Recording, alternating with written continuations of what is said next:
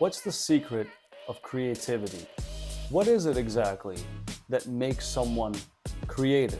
Some might say it's the way somebody thinks, or the way somebody perceives, the way someone's psychology is. Or some might say it's a gift, that creative people are just gifted. But what if I told you that every single human being has the key to infinite creativity?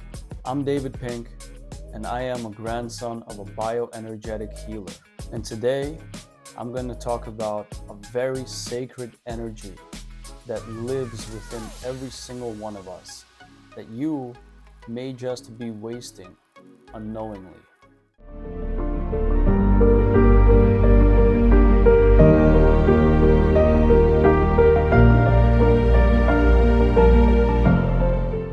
So, if you're able to put two and two together, I'm obviously talking about sexual energy.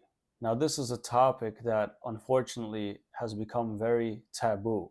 But fortunately, the truth about it is steadily on the rise. There are many, many people now, including scientists, doctors, scientists, neurobiologists, such as Dr. Joe Dispenza, that are starting to see the truth about this very sacred energy. It's no coincidence that this energy has been emphasized to preserve and use for creativity and spiritual growth by almost every spiritual tradition across time, such as Judaism, Islam, Taoism, Hinduism, Buddhism. They all acknowledge its sacredness and its ability to enhance creativity and spiritual growth. Unfortunately, those that are in power know and understand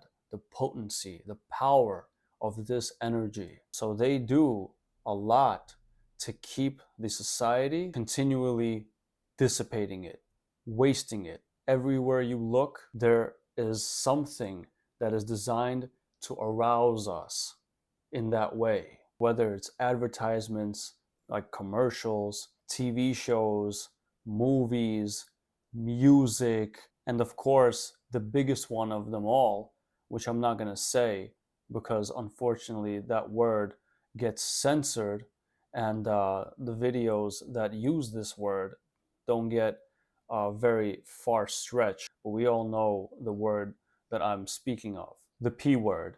And if you're feeling a little skeptical about what I'm saying, then explain this to me. How is it that all the biggest websites do not charge a single penny to watch their content? Yes, there are websites that do require payment, subscriptions, but a lot of them do not, especially the most popular ones, because people like free stuff. Why is that? If they were to charge just $1 a month, just $1 a month, they would make millions and millions of dollars. So why don't they? It's because what I said earlier. They're aware that this energy is powerful, and as long as they can keep the majority depleted of this energy, they can remain in control because we remain powerless. Because this energy, if it were to build and become more powerful, more potent within ourselves, and we didn't dissipate it, it would empower us to become more creative, for it is like a fire. And most people would not stick to a 9-to-5 dead-end job when they have this fire burning within them to want to do something more, something creative, something beautiful and unique that can benefit others, that can bring some sort of service, some sort of beauty, or some sort of enhancement to humanity. They don't want people becoming powerful and creative. And I'm smiling because I know that I sound slightly like a conspiracy theorist here. But I'm also smiling because I have experienced this for myself. And from my experience, I can tell you that when you stop wasting this energy and stop watching this kind of content, your mind begins to stabilize. It doesn't happen overnight because that's how much damage it causes, because they sexualize us from a very young age, especially those of us who grew up with the internet. So much so that we're not even aware that we're sexualized. But that right there is the key: awareness. When you start to become aware of it, that's the beginning of the process of cleansing, purification, stabilization. And at first, it's very difficult because it's literally like a drug, because many of us know from the research how much dopamine gets released when we watch these kinds of things and engage in self-pleasure. It's insane. And it's what they call unearned dopamine, which screws you up. Dr. Andrew Huberman said, based on his research, watching these things and engaging in self-pleasure is a completely different neurobiological process and phenomenon than from engaging in the act of making love, and that the former is completely detrimental to our neurobiological health. But I digress a little bit. Back to this sacred energy and its power. If we look at this from a biological standpoint, the substance that creates life, or rather has the potential to create life, which comes from a man, is known in many traditions and spiritual traditions as seed. The seed is what holds the potential for the life, just like a seed for a tree, right? One acorn, something about this big, has the potential to become a freaking oak tree. That means there's a lot of potential energy in there. Same goes for the substance that's within us, specifically men. It has the potential to become something as sophisticated and complex as a human being. Now, from a metaphysical viewpoint, that substance holds a lot of energy.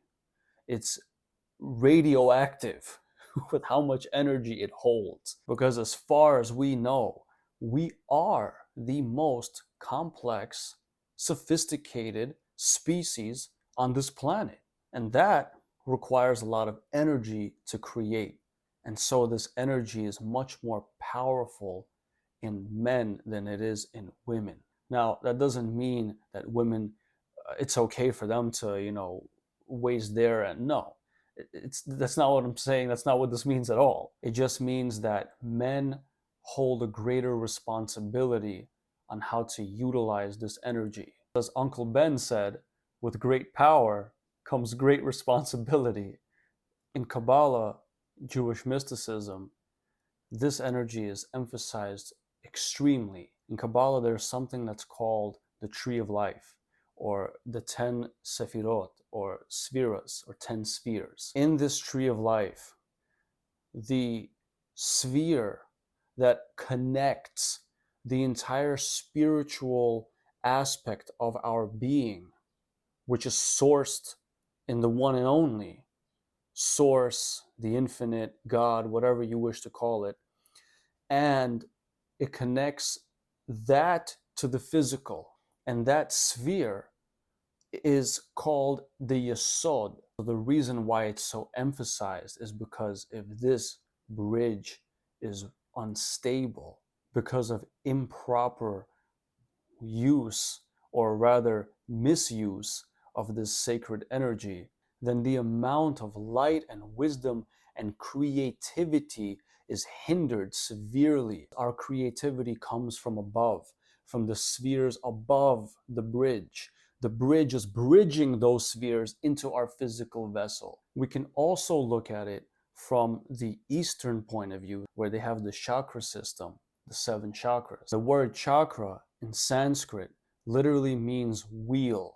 And the reason why it means wheel is because these centers, these energy vortexes, literally spin. They spin with energy, with a vital force, which they call prana. The sexual center, or the sacred center, it's literally called the sacral chakra. or the Sadishwana chakra. It is the second center in the chakra system, as you can see behind me in the poster, and it rests right above the reproductive organs. And it is literally known as the creative center in Hinduism and also Buddhism.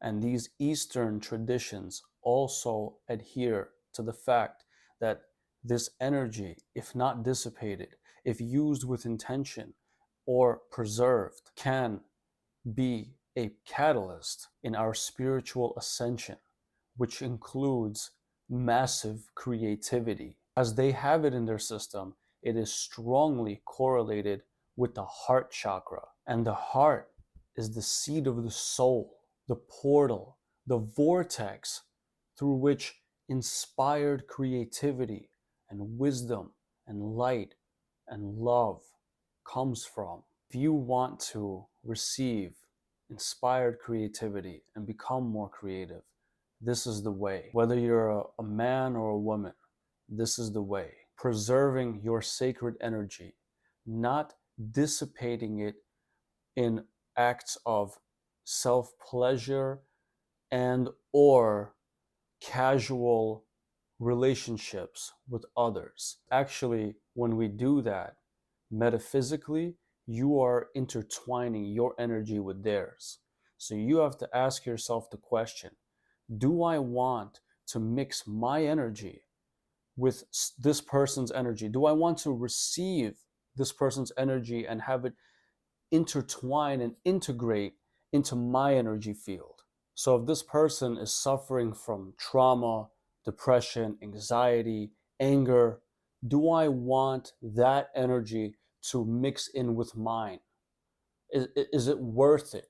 Today, there is scientific evidence that when you are you don't even have to engage in sexual activity with somebody.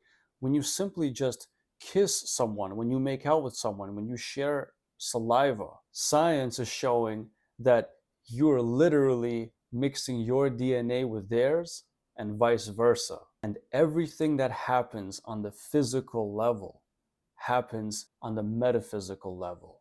In Kabbalah, there's a concept known as kavanah, which means intention, and it's regarded to be one of the most important things in Kabbalah because it is the intention behind our actions that determine the spiritual outcomes and results of our actions, which is also known as karma, right? Which literally means action. The word karma means action in Sanskrit. So at the end of the day, it's all about how we do things. How we use this energy is what really matters. If we're using it constructively or destructively. If our intention is self-gratification, whether it be self-pleasure or using someone else for your self-pleasure, that will cause a spiritual blemish on yourself because you're acting from service to self. And as we know, that disconnects us from the light. But if you use this energy for creative purposes, that's service to others. When you turn the other cheek from lust, from temptation to want to waste it for self-gratification and lustful urges, and decide to take this fire and apply it to your passion, your creativity increases tenfold. As we can see from practicing and acknowledging this one instruction, this one teaching that is a common thread in all these traditions worldwide, will lead us to alignment with higher wisdom, higher intelligence, inspired creativity, and overall a more fulfilled and meaningful life.